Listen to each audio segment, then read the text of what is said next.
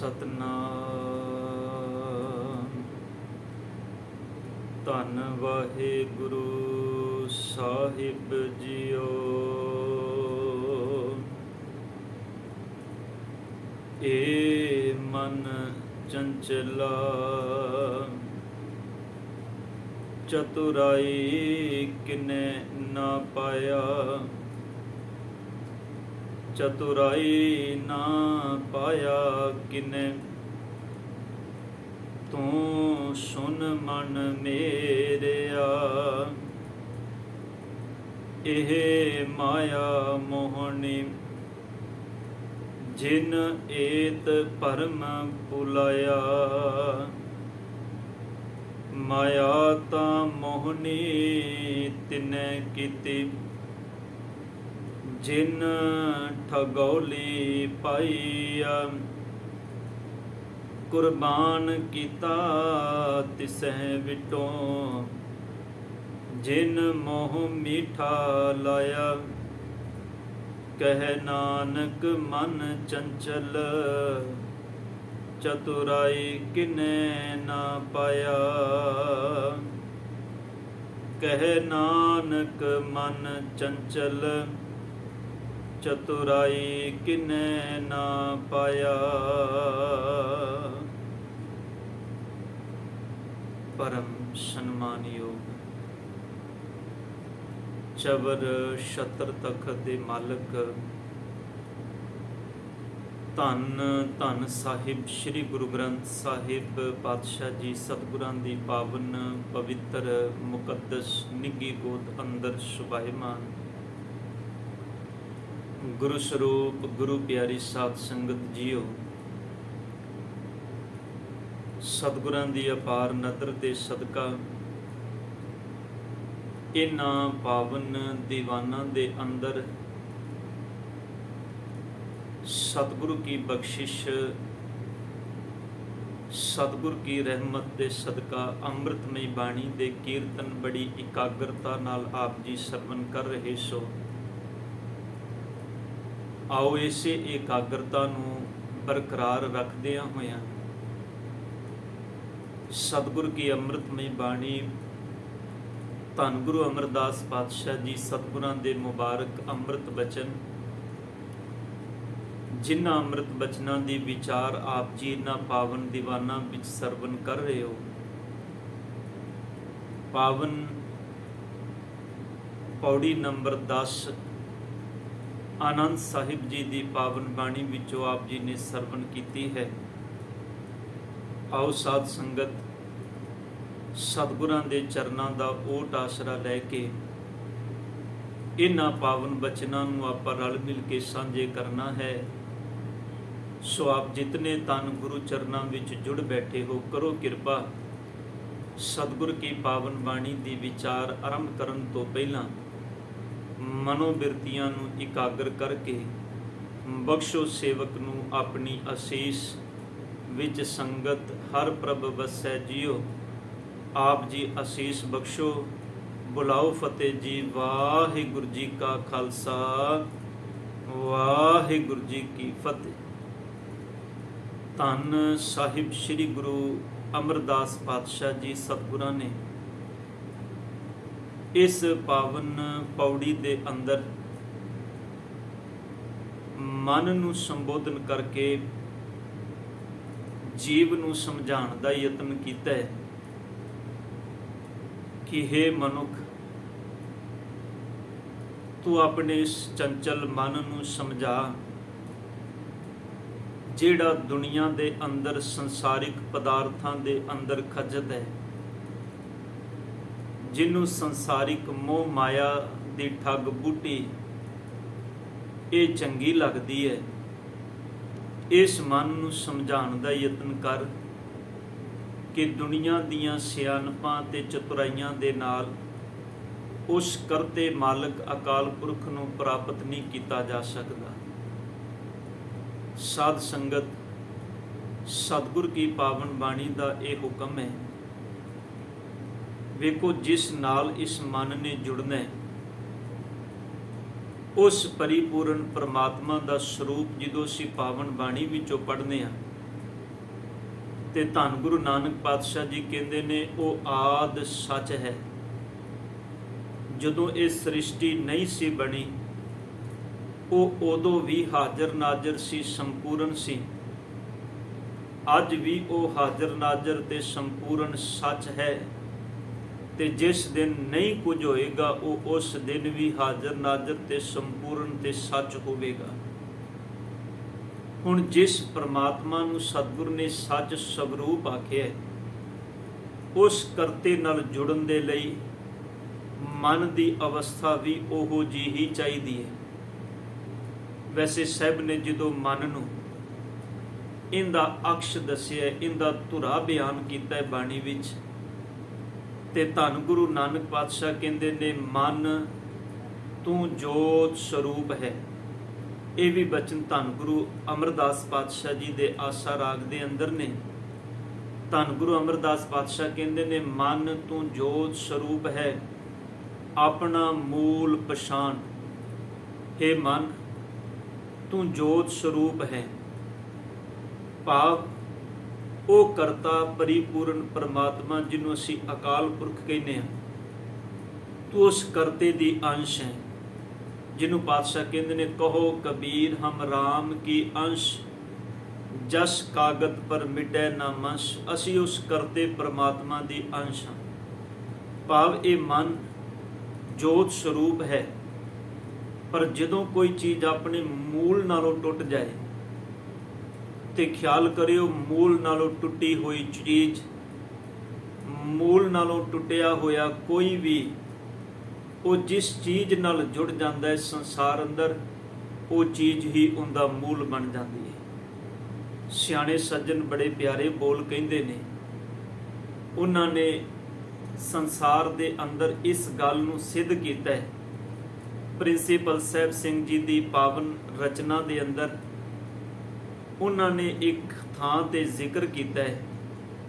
ਉਹ ਕਹਿੰਦੇ ਨੇ ਕਿਸੇ ਇਨਸਾਨ ਨੇ ਇਸ ਗੱਲ ਦੀ ਪੜਚੋਲ ਕਰਨ ਦੇ ਲਈ ਕਿ ਮਨੁੱਖ ਦਾ ਵਜੂਦ ਸੱਚ ਵਿੱਚ ਹੀ ਇਹੋ ਜਿਹਾ ਹੈ ਕਿ ਸੱਚ ਵਿੱਚ ਇਹ ਪਦਾਰਥਾਂ ਨਾਲ, ਵਸਤੂਆਂ ਨਾਲ, ਜਿਨ੍ਹਾਂ ਚੀਜ਼ਾਂ ਨਾਲ ਜੁੜਦਾ ਹੈ ਉਹੋ ਜਿਹਾ ਬਣ ਜਾਂਦਾ ਹੈ। ਉਹਨਾਂ ਨੇ ਇੱਕ ਐਕਸਪੈਰੀਮੈਂਟ ਕੀਤਾ।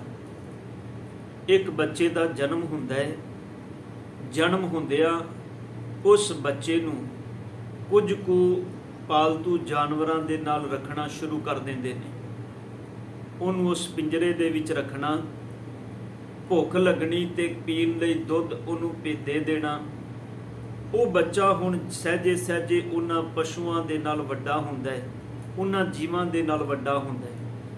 ਹੁਣ ਜਿਵੇਂ ਜਿਵੇਂ ਵੱਡਾ ਹੁੰਦਾ ਹੈ ਉਹ ਉਹਨਾਂ ਵੱਲ ਵੇਖਦਾ, ਉਹਨਾਂ ਦੇ ਖਾਣ ਦੇ ਤਰੀਕੇ ਨੂੰ, ਉਹਨਾਂ ਦੇ ਪੀਣ ਦੇ ਤਰੀਕੇ ਨੂੰ, ਤੇ ਧਿਆਨ ਦੇਣਾ ਜਿਸ ਵੇਲੇ ਤੱਕ ਉਹ ਬੱਚਾ ਸਮਝਦਾਰ ਹੁੰਦਾ ਹੈ ਉਸ ਵੇਲੇ ਤੱਕ ਉਹਦੀਆਂ ਸਾਰੀਆਂ ਸਰੀਰਕ ਪ੍ਰਕਿਰਿਆਵਾਂ ਜਿਹੜੀਆਂ ਨੇ ਉਹ ਉਹਨਾਂ ਜਾਨਵਰਾਂ ਦੀ ਤਰ੍ਹਾਂ ਹੀ ਹੋ ਜਾਂਦੀਆਂ ਨੇ ਜਿਹੜੇ ਉਸ ਪਿੰਜਰੇ ਦੇ ਅੰਦਰ ਕੈਦ ਨੇ। ਭਾਵ ਇਹ ਕਿ ਮਨੁੱਖ ਨੂੰ ਜਿਸ ਢਾਂਚੇ ਵਿੱਚ ਰੱਖਿਆ ਜਾਏ ਮਨੁੱਖ ਉਹੋ ਜਿਹਾ ਢਲਦਾ ਹੈ। ਤੇ ਧੰਨ ਗੁਰੂ ਨਾਨਕ ਪਾਤਸ਼ਾਹ ਜੀ, ਗੁਰੂ ਅਮਰਦਾਸ ਪਾਤਸ਼ਾਹ ਜੀ ਕਹਿੰਦੇ ਨੇ ਮਨ ਤੇਰਾ ਮੂਲ ਪਰਮਾਤਮਾ ਹੈ। ਧਿਆਨ ਦੇਣਾ, ਜੇ ਮੂਲ ਨਹੀਂ, ਇੱਕ ਰੁੱਖ ਧਰਤੀ ਤੇ ਖੜਾ ਹੈ, ਉਸ ਰੁੱਖ ਦਾ ਮੂਲ ਉਹਦੀਆਂ ਜੜ੍ਹਾਂ ਨੇ। ਜੇ ਜੜ੍ਹਾਂ ਬਰਕਰਾਰ ਨੇ, ਜੇ ਜੜ੍ਹਾਂ ਹਰੀਆਂ ਨੇ ਤੇ ਰੁੱਖ ਵੀ ਹਰਾ ਹੋਏਗਾ। ਹੁਣ ਤੁਸੀਂ ਕਿਸੇ ਰੁੱਖ ਦੀਆਂ ਜੜ੍ਹਾਂ ਵੱਢ ਕੇ ਉਸ ਰੁੱਖ ਨੂੰ ਉਹਦੇ ਮੂਲ ਨਾਲੋਂ ਕੱਟ ਕੇ ਫਿਰ ਦੁਬਾਰਾ ਮਿੱਟੀ ਦੇ ਵਿੱਚ ਗੱਡ ਦਿਓ, ਮਿੱਟੀ ਦੇ ਵਿੱਚ ਦੱਬ ਦਿਓ, ਬਾਹਰੋਂ ਵੇਖਣ ਨੂੰ ਉਹ ਰੁੱਖ ਤੁਹਾਨੂੰ 2-4 ਪਲ ਸੋਹਣਾ ਲੱਗੇਗਾ, ਪਰ ਧਿਆਨ ਦੇਣਾ ਆਪਣੇ ਮੂਲ ਨਾਲੋਂ ਟੁੱਟਾ ਹੋਇਆ ਉਹ ਰੁੱਖ ਕੁਝ ਸਮੇਂ ਬਾਅਦ ਮੁਰਝਾ ਜਾਏਗਾ, ਖਤਮ ਹੋ ਜਾਏਗਾ। ਸਾਧ ਸੰਗਤ, ਅਸੀਂ ਕੋਈ ਵੀ ਸੰਸਾਰਿਕ ਫੰਕਸ਼ਨ ਕਰਨਾ ਹੋਵੇ, ਬਾਜ਼ਾਰੋਂ ਅਸੀਂ ਘਰ ਦੀ ਡੈਕੋਰੇਸ਼ਨ ਲਈ, ਇੱਥੋਂ ਤੱਕ ਕੋਈ ਗੁਰਪੁਰਬ ਆਵੇ, ਕੋਈ ਦਿਨ ਤਿਉਹਾਰ ਆਵੇ, ਅਸੀਂ ਗੁਰਦੁਆਰਿਆਂ ਦੇ ਅੰਦਰ ਸਤਿਗੁਰ ਦੀ ਪਾਵਨ ਪਾਲਕੀ ਦਾ ਡੈਕੋਰੇਸ਼ਨ ਕਰਨੇ ਆ, ਬਾਜ਼ਾਰੋਂ ਫੁੱਲ ਖਰੀਦ ਕੇ ਲਿਆਨੇ ਆ। ਹੁਣ ਜਿਹੜੇ ਬਾਜ਼ਾਰੋਂ ਫੁੱਲ ਖਰੀਦੇ ਨੇ ਉਹ ਆਪਣੇ ਮੂਲ ਨਾਲੋਂ ਟੁੱਟੇ ਹੋਏ ਨੇ।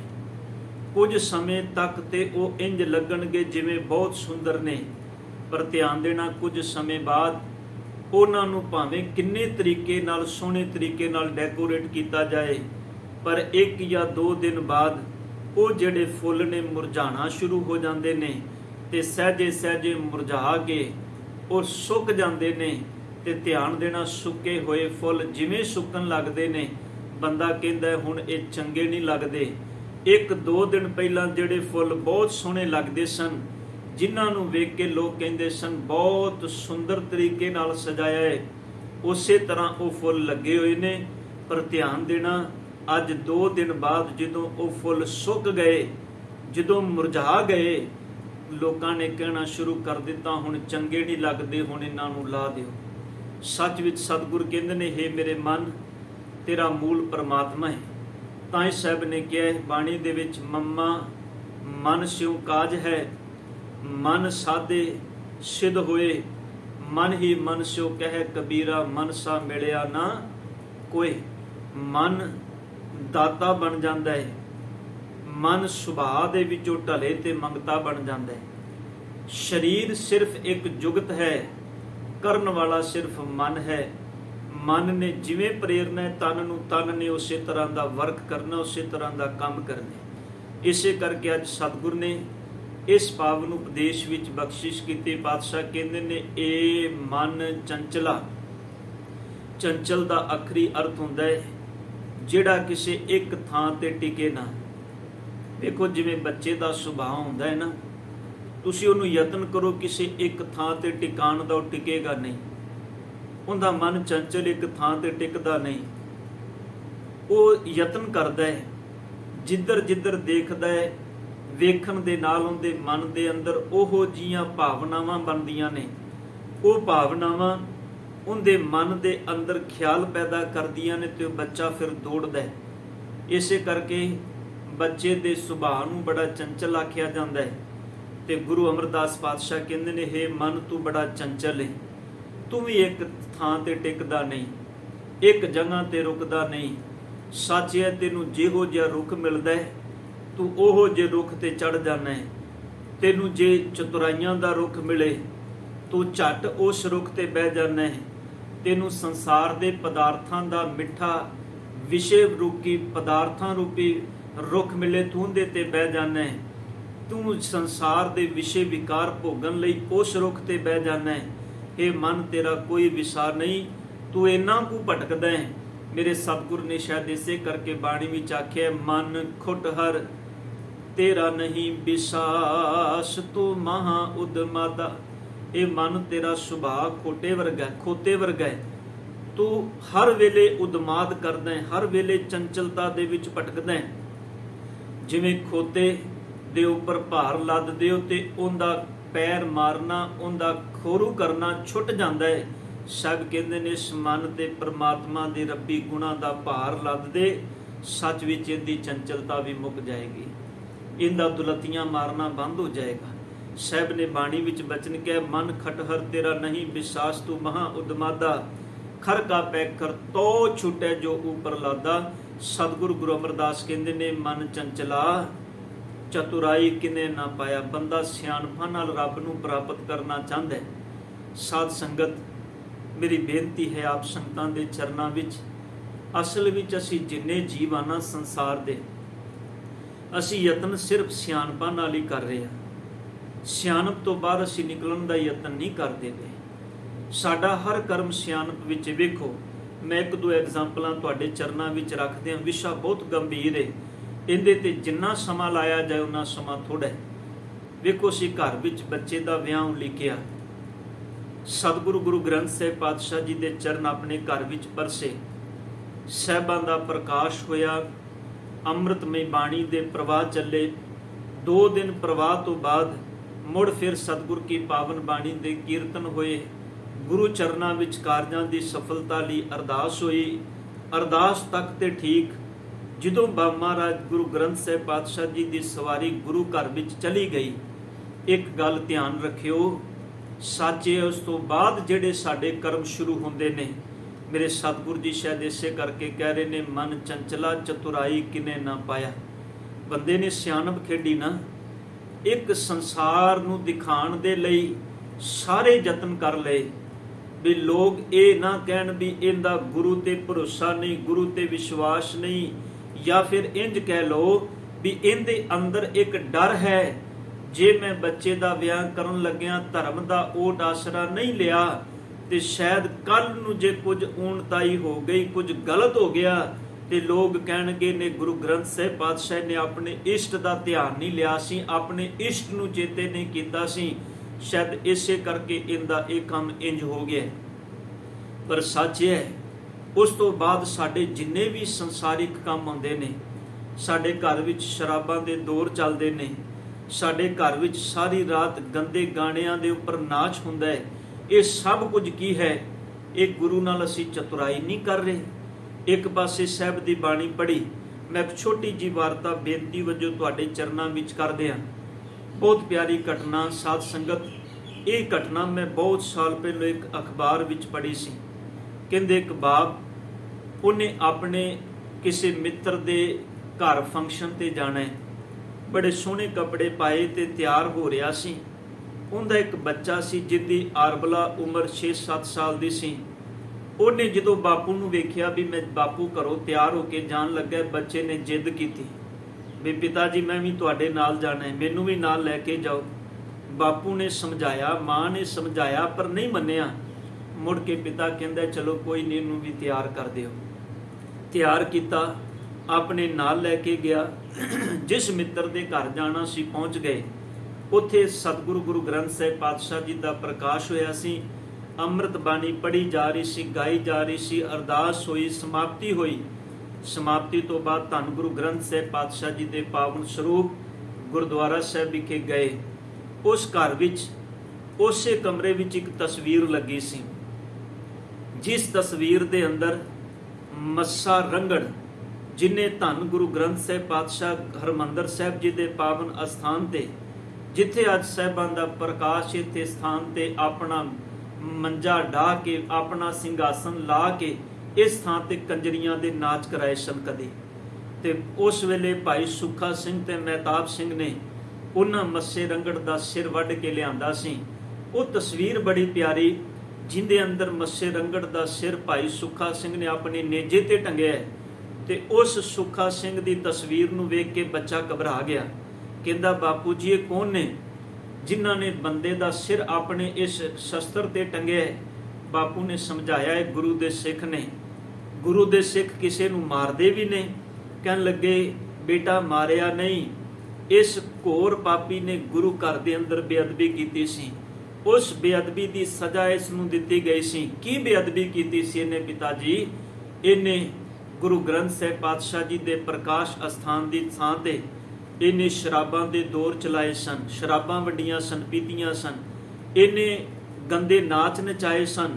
ਹੁਣ ਪਿਤਾ ਜਿਵੇਂ ਸਮਝਾ ਸਕਦਾ ਸੀ ਆਪਣੇ ਬੱਚੇ ਨੂੰ ਸਮਝਾਉਣ ਦਾ ਯਤਨ ਕੀਤਾ, ਪਰ ਜਦੋਂ ਸਮਝਾ ਲਿਆ ਤੇ ਉਸ ਸਮੇਂ ਤੋਂ ਬਾਅਦ ਹੁਣ ਜਦੋਂ ਘਰ ਵਿੱਚ ਸਾਰੇ ਰਿਸ਼ਤੇਦਾਰ ਕੁਝ ਸਮੇਂ ਬਾਅਦ ਜੁੜੇ, ਉਸੇ ਕਮਰੇ ਦੇ ਨਾਲ ਦੇ ਕਮਰੇ ਦੇ ਵਿੱਚ ਸਾਰੇ ਰਿਸ਼ਤੇਦਾਰ ਬੇਲੀ ਮਿੱਤਰ ਬੈਠੇ, ਉਹਨਾਂ ਵਿੱਚ ਸ਼ਰਾਬ ਦੀਆਂ ਬੋਤਲਾਂ ਖੋਲ੍ਹ ਲਈਆਂ, ਡੀਜੇ ਚੱਲ ਗਏ, ਗਾਣੇ ਚੱਲ ਗਏ।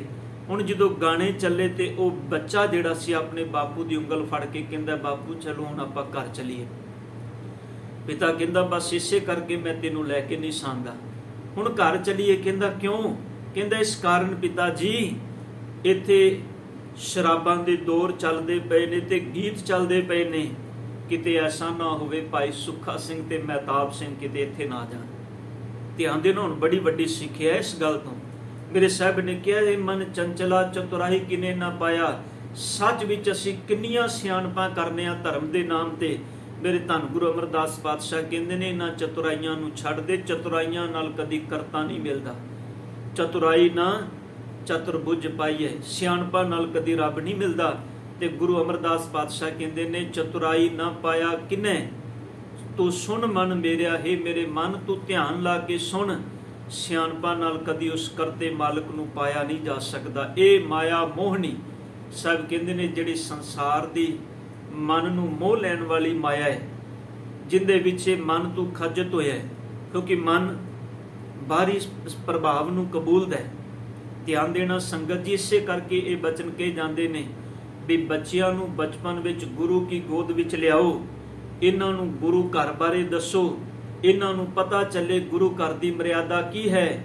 ਇੱਕ ਗੱਲ ਚੇਤੇ ਰੱਖਿਓ, ਜੇ ਤੁਸੀਂ ਬਚਪਨ ਵਿੱਚ ਨਾ ਇਹ ਚੀਜ਼ਾਂ ਬੱਚਿਆਂ ਦੇ ਸਾਹਮਣੇ ਰੱਖੀਆਂ, ਜਦੋਂ ਉਹ ਜਵਾਨ ਹੋ ਜਾਣਗੇ, ਬਾਹਰੀ ਸੰਸਾਰ ਦਾ ਪ੍ਰਭਾਵ ਕਬੂਲ ਜਾਣਗੇ, ਉਸ ਦਿਨ ਇਹਨਾਂ ਨੂੰ ਗੁਰੂ ਕੀ ਗੋਦ ਵਿੱਚ ਬਹਿਣਾ ਚੰਗਾ ਨਹੀਂ ਲੱਗੇਗਾ।